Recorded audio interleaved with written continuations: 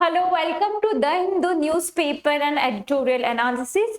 तो आज के दिन जो बहुत इंपॉर्टेंट न्यूज़ है हमारे सामने, हम उसको डिस्कस करने वाले हैं, इसका 360 डिग्री एनालिसिस करने वाले। So before starting the news analysis मैं आपको बता दूं कि कर्नाटका गवर्नमेंट ने फाइनली जो मेंस्ट्रुअल लीव थी विमेन के लिए वो कर दिए। 12 एनुअली लीव मिलने वाली है from the age group 18 to 52। ठीक है, चलिए अब हम आज की और दूसरी न्यूज में बढ़ते हैं। तो हमारे देश में एक अनफॉर्चुनेट इंसिडेंट हुआ था, एयर इंडिया क्रैश, जो आप सब जिससे वाकिफ है।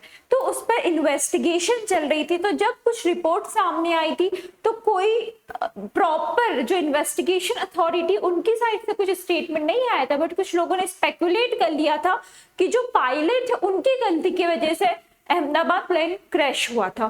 तो जो पायलट के पिताजी थे, जो डिजीज पायलट थे एयर इंडिया फ्लाइट क्रैश में, उनके जो पिताजी थे पुष्कराज सबरवाल जी, उन्होंने सुप्रीम कोर्ट में पेटिशन फाइल करी थी, ये कहते हुए कि जो भी फेडरेशन ऑफ और इनके साथ मिलके जो federation of Indian pilots and safety matters foundation थे, उनके साथ मिलकर कहा था कि कोर्ट में की इंक्वायरी और इन्वेस्टिगेशन इंडिपेंडेंस होनी चाहिए, और जो भी फ्लॉस है, बायस इन्वेस्टिगेशन में, जो भी एआईबी की इन्वेस्टिगेशन रिपोर्ट में, उसमें फिर से डिटेल में इन्वेस्टिगेशन होनी चाहिए।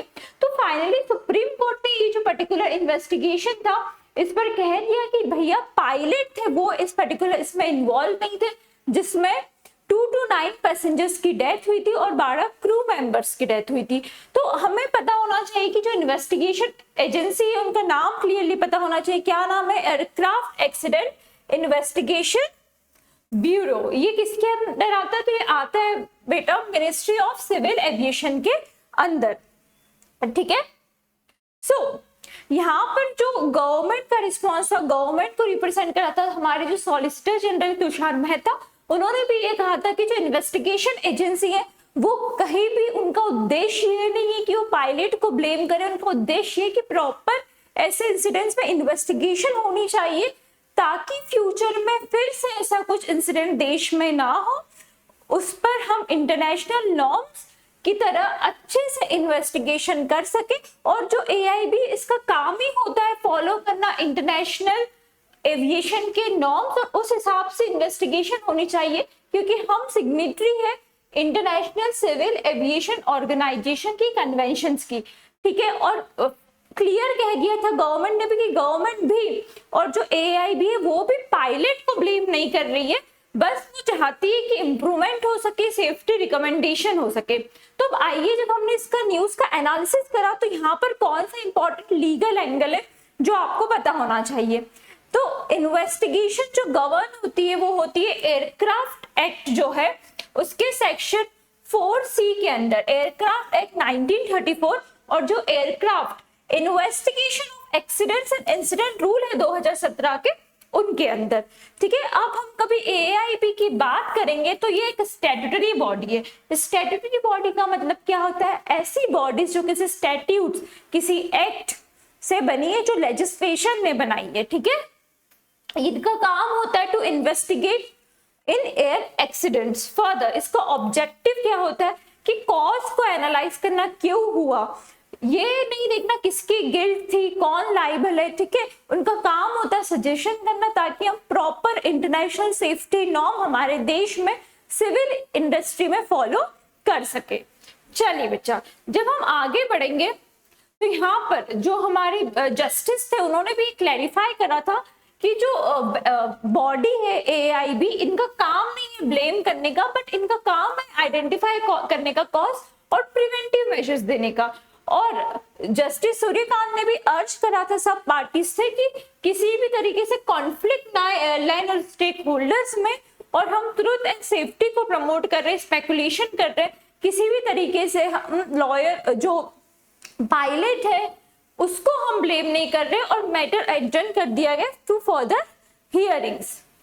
ठीक है, तो पेटिशनर का यहाँ पे यही कंसर्न था इस पर्टिकुलर मैटर में, जो पिताजी थे पायलट के, कि उनका जो बेटा है उसको ब्लेम करा जा रहा है और प्रोसेस ट्रांसपेरेंट नहीं है, प्रोसेस में कुछ बायस है, प्रॉपर तरीके से इंक्वायरी नहीं हुई है, और सेफ्टी इश्यूज ऑलरेडी जो बोइंग 787 एयरक्राफ्ट थे उनके साथ थे। यहाँ पे जो लॉयर थे प्रशांत भूषण, उन्होंने भी ये चीजें यहाँ पर रेस करी, तो गवर्नमेंट ने भी इस पर यही डिफेंस लिया था कि हम प्रॉपर तरीके से प्रोटोकॉल फॉलो कर रहे हैं, हम सेक्शन 4C के अंडर काम कर रहे हैं, और हम किसी भी तरीके से हम पायलट को यहाँ पर ब्लेम नहीं करना चाह रहे हैं, हम यहाँ पे ब्लेम थ्योरी नहीं कर रहे, हम कोई पैनिक इंड्यूस नहीं करना चाहते हैं। ठीक है बच्चा, तो ब्रॉडर पर्सपेक्टिव पर्टिकुलर न्यूज का ये है, इसका आपको लीगल प्रेसिडेंट पता होना चाहिए, ये बॉडी क्या काम करती है, बॉडी का फॉर्म हुई थी, ये बॉडी का फुल फॉर्म क्या है, किस मिनिस्ट्री के अंदर आती है, तो ये न्यूज लाने का पर्पस आज का यही था। चलिए अब हम दूसरी तरफ बढ़ते हैं। वाटर डिस्प्यूट्स तो हमारे देश में चलता ही रहता है, बाउंड्री डिस्प्यूट से ज्यादा हमारे वाटर डिस्प्यूट्स है, क्योंकि जो पानी है अलग अलग स्टेट शेयर करती है। सेम इंसिडेंट यहाँ पर भी कुछ ऐसा ही है, बहुत सालों से चल रहा है, आपने सुना होगा। ठीक है, हर दिन कुछ न कुछ हमें वाटर डिस्प्यूट, हरियाणा, राजस्थान, हिमाचल, ये डिस्प्यूट पता चल जाता है related to water. Further south में आते तो कावेरी वाटर डिस्प्यूट बहुत सालों से, डेकेड से चलता आ रहा है। सो देखिए अब समझते हैं कि क्या डिस्प्यूट है तमिलनाडु और कर्नाटका के बीच में रिगार्डिंग द वाटर। अब देखिए जो कावेरी रिवर है ना, कावेरी रिवर का जो वाटर है 3 स्टेट्स आपस में शेयर करती है, कर्नाटका, तमिलनाडु, केरला एंड पंडुचेरी। अब ये शेयर करती, तो अब क्या हुआ, जो कर्नाटका है इन्होंने प्रपोजल करा था कि यहाँ पे रिजर्वियर बना रहे जो मेघडाटू है उसके, जो कावेरी रिवर के अक्रॉस है। तो ये प्रोजेक्ट का जो एम था, इसका एम था कि अराउंड ये कितना स्टोर करेगा, 67.16 टीएमसी फिट ऑफ वाटर, और ये अराउंड 400 मेगावाट की हाइड्रो इलेक्ट्रिक पावर जनरेट करेगा, जिसकी कॉस्ट एस्टिमेट थी 9,000 करोड़, 9,000 करोड़। तो इससे ही दिक्कत थी तमिलनाडु को, क्योंकि ये प्रॉब्लम थी कि भाई कावेरी रिवर पर कितना बड़ा हाइड्रो पावर प्रोजेक्ट बन रहा है, तो हो सकता है जो फ्लो है पानी का तमिलनाडु में कम हो जाए, सोएस और उनके फार्मर्स को प्रॉब्लम हो। ठीक है, तो फाइनली सुप्रीम कोर्ट की जो बेंच थी, जस्टिस CJ BR गवई ने लीड करी थी बेंच, तो उन्होंने कह दिया कि बेतुके स्टेटमेंट दे दी तमिलनाडु गवर्नमेंट, और किसी भी तरीके से ये कोई मैच्योर स्टेटमेंट नहीं है, और ये रिफ्यूज कर दिया तमिलनाडु गवर्नमेंट की पिटीशन को फर्दर एंटरटेन करने से। कोर्ट ने ये भी कहा था कि जो डिटेल्ड प्रोजेक्ट रिपोर्ट है DPR, ये अभी भी अंडर कंसिडरेशन है, अभी भी प्रॉपर तरीके से प्रोजेक्ट बनना चालू नहीं हुआ है, रिपोर्ट अभी अंडर कंस्ट्रक्शन है, और इस पर जो कावेरी वाटर मैनेजमेंट अथॉरिटी है आपकी CWMA, ये इस पर काम कर रही है, रिपोर्ट पर अभी इस पर जांच पड़ताल हो रही है, कंसिडरेशन देखा जा रहा है, और जो कावेरी वाटर रेगुलेशन है कमिटी है वो भी इस पर काम कर रही है। फर्दर यहाँ पे जो सेंट्रल वाटर कमीशन है उन्होंने भी क्लैरिफाई कर दिया है, the approval of DPR would occur only after when this Kaveri water management water body उसको अप्रूव करता है, और जब उसको कावेरी वाटर रेगुलेशन कमिटी उसको क्लियरेंस देता है, तब तक ये प्रोजेक्ट आगे नहीं बढ़ेगा। तो सुप्रीम कोर्ट ने इस पर किसी भी तरीके से इंटरफेयर करने से मना कर दिया है। फर्दर जो कोर्ट के की पॉइंट्स इस पर्टिकुलर डिस्प्यूट को लेकर, सब तमिलनाडु के challenge DPR approval still pending. Further Tamil Nadu तभी कोई लीगल स्टेप्स ले सकता है जब DPR अप्रूवल आ जाएगा related to this particular project. Further Karnataka का जो ऑब्लिगेशन है, Karnataka must continue releasing Kaveri water as per the Supreme Court 2018 verdict upholding Kaveri water dispute tribunal award. ठीक है, अभी जो कर्नाटका है वो कावेरी वाटर का जो फ्लो है किसी भी तरीके से डिस्टर्ब नहीं कर सकता, जो 2018 में डिसाइड हुआ था तब भी इनके बीच में डिस्प्यूट हुआ था, और जो कावेरी वाटर डिस्प्यूट ट्राइब्यूनल ने भी यही डिसाइड किया था, water will be shared equally between the state, तो उसी तरीके से चीजें चलेगी।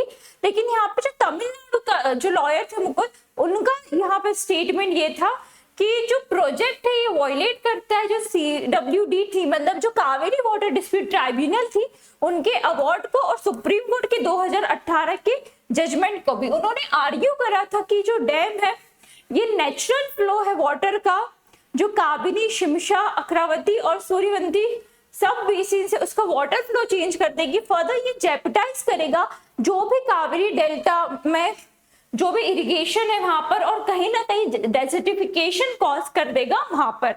ठीक है, तो कर्नाटका का यही रिस्पॉन्स था कि मिसकंसीव्ड है और ये किसी भी तरीके से वाटर एलोकेटेड जो शेयर था, जो बोर्ड ने दिया था, ट्राइब्यूनल ने दिया था और जो सुप्रीम कोर्ट ने दिया था, उसको किसी भी तरीके से अफेक्ट नहीं करेगा। तो बच्चे यहाँ पर आपको पता होना चाहिए कि कौन कौन से इंस्टीट्यूशन इन्वॉल्व है, तो आपको अच्छे से नाम पता होना चाहिए, आप देख लीजिए अच्छे से, इसको याद कर लीजिए। तो क्या है वो, that is Kaveri water management authority, that is CWMA for the Kaveri water regulation committee for the central water commission. इनका काम क्या है, जो कावेरी वाटर मैनेजमेंट अथॉरिटी है, इनका काम है to supervise the implementation of tribunal award for the water को रिलीज करने का जो भी रेगुलेशन का काम होता है, उसको कौन रेगुलेट करता है, उसको रेगुलेट करता है CWRC। और जो भी टेक्निकल क्लियरेंस होंगे अबाउट द DPRs, उनको कौन रिलीज करता है, उसको रिलीज करता है सेंट्रल वाटर कमीशन। ठीक है, फर्दर फिलहाल में ही सुप्रीम कोर्ट ने बैन कर दिया विदिन 1 किलोमीटर जो भी माइनिंग हो रही थी आपके वाइल्ड लाइफ सेंचुरीज और जो हमारी फर्दर नेशनल फॉरेस्ट थे वहां पर। ठीक है, सो माइनिंग बेसिकली सुप्रीम कोर्ट ने बैन कर दी विदिन 1 किलोमीटर, क्योंकि देखिए फ्लोरा एंड फोना बहुत ज्यादा अफेक्ट हो रहे थे, यहाँ पर बहुत ज्यादा इंडेंजर स्पीशीज है और बोथ फ्लोरास एंड फोना, तो वो अफेक्ट होते थे माइनिंग से। तो कोर्ट ने यहाँ पे कुछ स्पेकुलेट करा, यहाँ पर देखा गया था जो शंदा वाइल्ड लाइफ सेंचुरी है, जो कंजर्वेशन रिजर्व है झारखंड, उनकी पेटिशंस को कंसर्न करा गया था कि माइनिंग यहाँ पर बहुत ज्यादा एनिमल्स और प्लांट्स दोनों की स्पीशीज को परेशान कर रही है। सो गवर्नमेंट ने यहाँ पर जो गवर्नमेंट की साइड से जो हमारी सुप्रीम कोर्ट थी, उनके नोटिफिकेशन और प्रोटेक्शन के हिसाब से they will be focusing more on ecologically favouritism, ecology को प्रमोट करा जाएगा ताकि जो डिस्ट्रिक्ट्स है झारखंड में जहां पर बहुत ज्यादा आयरन ओर होती, कोल माइनिंग होती है, वो प्लांट्स और वहां के एनिमल्स को किसी भी तरीके से अफेक्ट ना हो। तो ये पैन इंडिया माइनिंग बैन है, सिर्फ और सिर्फ in particular sanctuaries, wild life sanctuaries या रिजर्व्स में से बैन नहीं करा गया, पूरे भारत में पर्टिकुलर जजमेंट अप्लाई होने वाला है। तो जो भी माइनिंग एक्टिविटीज है वो बैन हो चुकी है within 1 kilometre from the boundaries of national parks and wild life sanctuaries. Further mining को टर्म करा गया हजार्डियस टू वाइल्ड लाइफ।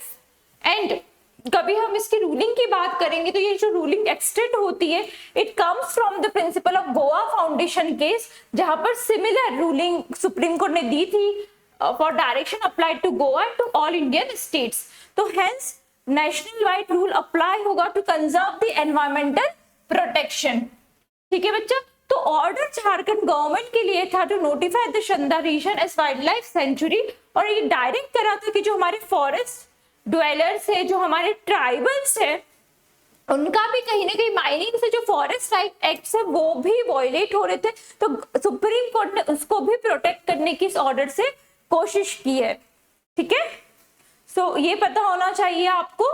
सो ये बहुत ज्यादा इकोलॉजिकल इंपॉर्टेंस से हम कभी बात कर रहे थे, ये बहुत अच्छा इनिशिएटिव है from the side of honourable Supreme Court to ban mining activities within 1 kilometre of radius of all national parks and wild life sanctuaries. ठीक है, हम कितना भी सस्टेनेबल तरीके से बात कर ले, we talk about the sustainable principles, हम कितना भी Geneva convention, COP30, we participate all this conferences, जब तक हम हमारे देश विदिन आवर टेरिटरी, जब तक हम जो ऑलरेडी फ्लोरा एंड फौना है उसको हम सेव करने की कोशिश नहीं करते, तो कितना भी हम दूसरी जगह जाके एफॉरेस्टेशन कर ले, ग्रीन एनर्जी, ग्रीन सोर्सेस की बात कर ले, उससे फर्क नहीं पड़ेगा। पहले जो प्रॉब्लम है फ्रॉम दिस स्क्रैच वो हमें सॉल्व करनी पड़ेगी। और माइनिंग सच में बहुत ज्यादा हेल्थ हैजार्डियस एक्टिविटी है, both for the flora and the fauna, even for the human beings. तो इस पर बहुत स्ट्रिक्ट रेगुलेशन होना चाहिए। अब जब हम माइनिंग की बात कर रहे हैं तो मुझे फटाफट बता दो, माइनिंग किसका सब्जेक्ट है, यूनियन सब्जेक्ट है या स्टेट सब्जेक्ट है? हम जब शेड्यूल 7 की बात कर रहे हैं, जो लिस्ट जिसमें डिफाइंड हुए union list, concurrent list, state list, तो बच्चा जो आपका माइनिंग है वो दोनों का सब्जेक्ट है, सेंट्रल गवर्नमेंट का भी और स्टेट गवर्नमेंट का भी। ठीक है, और सबसे ज्यादा माइनिंग कौन से स्टेट में होती है? देश की 44% ऑफ माइनिंग उस स्टेट में होती है। बताइए, मैं आपको ऑप्शंस देती हूँ, क्या झारखंड में होती है, क्या उड़ीसा में होती है? बच्चा, देश की 44% ऑफ माइनिंग उड़ीसा में होती है। हमें सबको लगता है Jharkhand, but it is Orissa. Jharkhand में भी होती कोल माइनिंग, बट जो हजार्डियस माइनिंग से इन स्टेट्स में होती है। और देखिए, हमने डेवलपमेंट तो कर लिया, बट जो कॉस्ट बियर करनी पड़ रही है डेवलपमेंट की, वो इन पर्टिकुलर स्टेट्स को बियर करनी पड़ रही है। वहां के जो फॉरेस्ट ड्वेलर्स है, वहां के जो ट्राइबल्स है, उनको बियर करनी पड़ती है। जो वहां से जो भी फंड आता है वो तो ठीक है, उससे आपके मेट्रो सिटीज डेवलप्ड हो रही है, सिटी के लोगों को फायदा हो रहा है, सो एंड सो, बट वो नेशनल जो प्रॉफिट आ रहा है, जो नेशनल इकोनॉमी में जो बूस्ट हो रहा है, वो किस कॉस्ट पे हो रहा है? इन ट्राइबल्स की लाइफ पे। You just go and visit some villages in Jharkhand, और आपके पास समय हो तो उड़ीसा भी जाइएगा। You will know the reality of India कि माइनिंग कितना बड़ा एक हेल्थ हजार्डियस है, जो एक्टिविटी जो भारत में हो रही है। और अभी हमने न्यूक्लियर की तो बात नहीं करी है, ठीक है, वो भी एक अलग कंसर्न है। So you have to see the both the sides of this country, it is very important. Now, तो अब जब हम नेशनल पार्क्स की बात करेंगे, तो बच्चा, जो भी हमारे प्रोटेक्टेड एरिया से नेशनल पार्क में किसके अंडर आते हैं और किस एक्ट से प्रोटेक्ट होते हैं, तो प्रोटेक्ट होते हैं wild life protection act 1972, for the forest right act 2006 के अंडर, और एनवायरमेंट प्रोटेक्शन एक्ट 1986। ठीक है, तो ये बेसिक है, आपको पता होना चाहिए। और फिलहाल जब हम 2025 की बात करेंगे, तो हमारे देश में कितने नेशनल पार्क्स हैं एंड फर्दर कितनी वाइल्ड लाइफ सेंचुरीज है। मुझे बता दीजिए कि कौन से स्टेट में सबसे ज्यादा नेशनल पार्क है? तो वो है आपकी मध्य प्रदेश में। जो हम मध्य प्रदेश की बात करेंगे, तो मध्य प्रदेश में 11 नेशनल पार्क है। और हम कभी भारत का जो सबसे लार्जेस्ट नेशनल पार्क है, तो वो है हेमिस नेशनल पार्क। इसका जो स्क्वायर किलोमीटर है, इट इज अप्रॉक्स 4400। ये लद्दाख में, यहाँ पर स्नो लेपर्ड्स की पॉपुलेशन सबसे ज्यादा है। और जब अदर मेजर नेशनल पार्क्स की बात करते हैं, तो भारत का जो पहला नेशनल पार्क था, जो 1936 में बना था, वो था जिम कॉर्बेट, उत्तराखंड का नेशनल पार्क। और जब हम यूनेस्को की बात करेंगे बच्चा, तो काजीरंगा नहीं होगा, यूनेस्को वर्ल्ड हेरिटेज साइट्स भी हमने जिम कॉर्बेट नेशनल पार्क को पहली बार दी थी। फर्दर जो हम मैंग्रोव फॉरेस्ट की बात करेंगे, तो दैट इज सुंदरबंस। और जब हम रॉयल बंगाल टाइगर्स की बात करेंगे, तो रॉयल बंगाल टाइगर सबसे ज्यादा जो पाए जाते हैं, वो पाए जाते हैं इन सुंदरबंस। चलिए, अब हम दूसरी इस पे चलते हैं। तो यूएस ने 32 एंटिटीज को बैन कर दिया या उन पे सैंक्शंस लगा दिए गए, क्योंकि वो कहीं ना कहीं लिंक करते थे जो ईरान का बैलिस्टिक मिसाइल प्रोग्राम है उनसे। तो यूएस का ऐसा कहना था कि जो 32 एंटिटीज थे, इसमें कुछ इंडिविजुअल्स है, कुछ कंपनीज है, इनको बैन कर दिया। और ये कंपनीज मेजर कहां पर है? Iran, India, China, Hong Kong, UAE, Turkey, इन पर सैंक्शंस लगा दिए। ये कहते हुए कहीं ना कहीं ये जो अनमेंट एरियल व्हीकल प्रोग्राम है, जो ईरान की जो मिसाइल से बनाने में ये फोकस कर रहे हैं, जो न्यूक्लियर प्रोग्राम उनमें पर्टिकुलर इंडिविजुअल सपोर्ट कर रहे हैं, तो ये अमेरिका की साइड से इसमें है। और इंडिया की यहाँ पर एक जो कंपनी है, उस पर डायरेक्ट सैंक्शन लगे कि वो ईरान को कुछ सप्लाई कर रही थी एंटिटी जो उन्हें नहीं करनी चाहिए थी। So it is the farmland private limited, ये थी मार्को की लिंक से लिमिटेड। ये यूएई बेस्ड फर्म है, जो जिसको अक्यूज करा गया है कि ये प्रोक्योर करता था और सप्लाई करता था dual use chemicals such as sodium chloride and sodium perchlorate that can be used for missile propellants. ठीक है, तो ये आपको ईरान न्यूक्लियर मिसाइल का कॉन्टेक्स्ट समझना चाहिए। देखिए, यूएस नहीं चाहता, जब हम 2015 का joint comprehensive plan of action पढ़ेंगे, ठीक है, जिससे यूएस विड्रू कर लिया था 2018 में, तो ये रेस्ट्रिक्ट करता है ईरान को किसी भी तरीके से न्यूक्लियर एक्टिविटी में exchange for sanction relief. Further US का विड्रॉल के बाद ईरान ने एक्सपांड कर लिया था जो भी हमारा उनका यूरेनियम एनरिचमेंट था, वेपन रिसर्च थी, डिप्लोमेटिक टेंशन थी, सो एंड सो। तो यूएस नहीं चाहता कि ईरान मिसाइल्स बनाए, और जो भी कंट्रीज डायरेक्टली इनडायरेक्टली इनको सपोर्ट करे, यूएस उन पर सैंक्शन लगाएगा। ठीक है, फर्दर हम जब स्नैपबैक सैंक्शन की बात करेंगे, तो ये रिफर करते एक ऑटोमेटिक री imposition of UN sanction if Iran violate the term of Jacob. ठीक है, सो फर्दर इंडिया का इसमें क्या इन्वॉल्वमेंट था, तो we all know the company Farmland private limited, उसको बताया गया है कि कहीं ना कहीं इन्वॉल्व थी।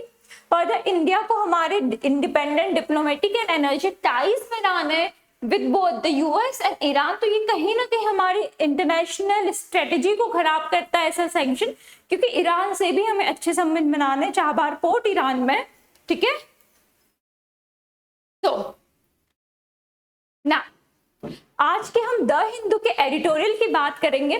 तो आपको सबको पता होगा, बहुत 2 महीने से हम डिस्कस कर रहे थे स्पेशल इंटेंसिव रिवीजन सर। ठीक है, बिहार में जो हुआ था, तो उसमें जब डेटा निकला था तो बहुत सारे विमेन्स को बाहर निकाल दिया था, कहते हुए कि विमेन ज्यादा माइग्रेंट्स है।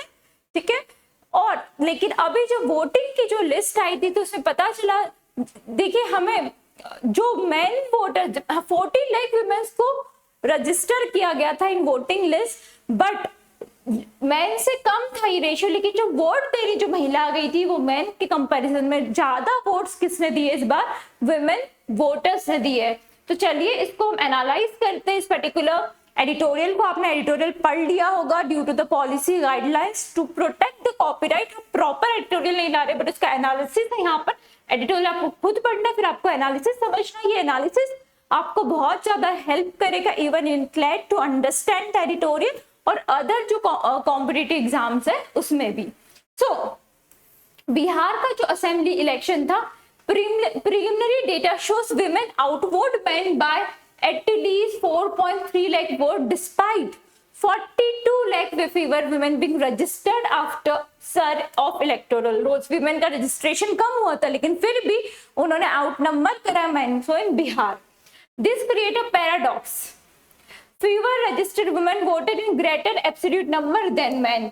तो इश्यूज क्या थे जो इलेक्टोरल रोल्स थे उनके साथ, तो सारी की जो एक्सरसाइज थी to election resulted in disproportionate exclusion of women specifically in 18 to 29 age group. तो हमें सबको पता है जो सर हुआ था कि जो 18 से 29 साल की महिला थी उनको disproportionate without any valid reason उनको वोटिंग लिस्ट से बाहर रखा गया था, और उससे women who have moved after marriage are most affected under the permanently shifted category with no clarity on whether they were re-registered in new location। मतलब जो women ने शादी के बाद अपना जो घर छोड़ दिया था, अपने जो गांव था या जो टाउन था, उन इस पर कोई गारंटी नहीं थी। उनको वहां से तो हटा दिया था कि अब वो परमानेंटली शिफ्ट हो गई, लेकिन दूसरी जगह उनका फिर से रजिस्ट्रेशन हुआ या नहीं था, इस पर कोई क्लैरिटी नहीं थी, ऐसा ऑथर कह रहे थे।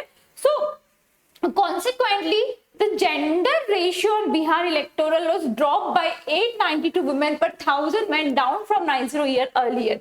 तो this raises the question on electoral integrity। यहाँ पे ऑथर कह रहे हैं कि कहीं ना कहीं जो हमारी इलेक्टोरल इंटीग्रिटी थी और ट्रांसपेरेंसी पे क्वेश्चन उठाते हैं। कभी इतना कम रजिस्ट्रेशन हुआ था महिला वोटर्स का, जब as per the Election Commission of India इतनी महिला वोटर्स को लिस्ट से हटाया गया था, और फिर भी इतनी महिला वोटर्स भाई वोट देने पहुंची। तो कहीं ना कहीं ये बताता है कि कहीं ना कहीं दिक्कत कहाँ पे थी, जो सर जो लिस्ट निकली थी इलेक्शन कमीशन ऑफ इंडिया की उसमें। फर्दर क्या फैक्टर्स थे कि वुमेन टर्नआउट ज्यादा हुआ, क्योंकि इस बार जो टारगेट वेलफेयर स्कीम्स थे वुमेन के लिए जो नीतीश कुमार की गवर्नमेंट ने करी थी, वो थी मुख्यमंत्री महिला रोजगार योजना जो सितंबर में लॉन्च हुई थी। फर्दर कहा गया था कि डायरेक्ट कैश ट्रांसफर होगा वुमेन्स के अकाउंट में 10,000 रुपए का, और ये जो मेजर्स थे ये model code of conduct accepted by the ECs ongoing schemes. तो high bail out migration for work left women more present and active in voting. कभी हम इसका डेमोग्राफिक रीजन, कभी हम साइंटिफिक या लॉजिकल तरीके से बात करते हैं, तो हो सकता है इसलिए भी ज्यादा वुमेन वोट करने आई, क्योंकि high bail out of migration मतलब बहुत ज्यादा लोग बिहार के जो बाहर काम करने जाते हैं वो मेल कैटेगरी होती, तो वुमेन बिहार में ही स्टे कर गई, इसलिए बिहार की वुमेन ज्यादा वोट करने पहुंची थी। और जो लास्ट कैश ट्रांसफर हुआ था उन्होंने लार्जली वोटर पार्टिसिपेशन को इंक्रीज करा था। ठीक है, तो historically women voters in Bihar fair welfare oriented governance, this trend could benefit Nitish Kumar lead government.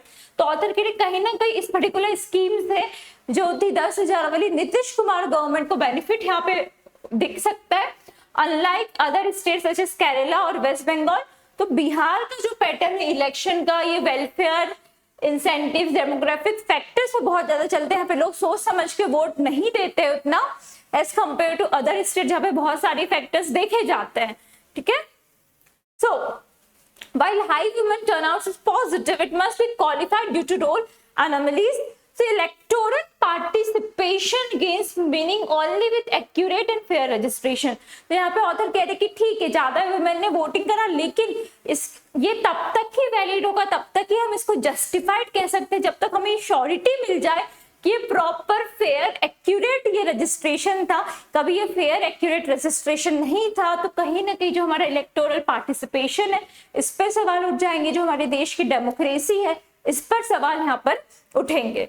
तो this rise the border voter suppression, transparency and impact of last minute political incentives on electoral fairness. तो इस पे भी सवाल उठता है कि last minute पर ही जो इंसेंटिव्स दिए जाते हैं नेताओं के द्वारा, जो स्कीम्स लॉन्च करी जाती, तो क्या कहीं ना कहीं स्कीम्स फेयर है? जब हम डेमोक्रेसी की बात करेंगे इस पर भी सवाल है, ठीक है, क्योंकि ये स्कीम्स वोटर टर्नआउट के लिए होती, कोई इन लार्ज वेलफेयर मेजर्स के लिए तो नहीं होती है। हमें भी पता एक बार पैसा दे देंगे, फिर 5 साल तक गवर्नमेंट शांत, फिर 5 साल बाद और देखते हैं, ठीक है। चलिए अब दूसरा जो हमारा एडिटोरियल था, ठीक है, इसको हमने थोड़ा पैराफ्रेज करा है बच्चा। तो ये जो एडिटोरियल था ये बता रहा था साइंटिस्ट एंड सिटीजनशिप, मतलब कैसे जो एक साइंटिस्ट होते थे वो साइंस तक सीमित नहीं होते, साइंटिस्ट देश के वो सबसे पहले सिटीजन होते हैं, और देश के सिटीजन होने से पहले सबसे पहले उनका जो कर्तव्य होता है देश के लिए होता है, उसमें रिसर्च करने का उनका काम होता है। And scientist are directly related to हमारी क्वालिटी ऑफ लाइफ इंप्रूव करने के लिए, जो डे टू डे हमारे इंसुलिन होते हैं, एंटीबायोटिक्स होते हैं, fertiliser, digital computer, smartphone, everywhere there is a science, ठीक है। इवन साइंटिस्ट इकोलॉजी में सपोर्ट करते, इकोनॉमिक्स में सपोर्ट करते, सोशोलॉजिस्ट होते, ब्यूरोक्रेट्स होते। तो कहीं ना कहीं जो ऑथर थे इस पर्टिकुलर एडिटोरियल में ये सपोर्ट कर रहे थे कि जो साइंटिस्ट है उनको पॉलिसी मेकिंग में इनिशिएटिव होना चाहिए, उनके डिसीजंस की मान्यता होनी चाहिए।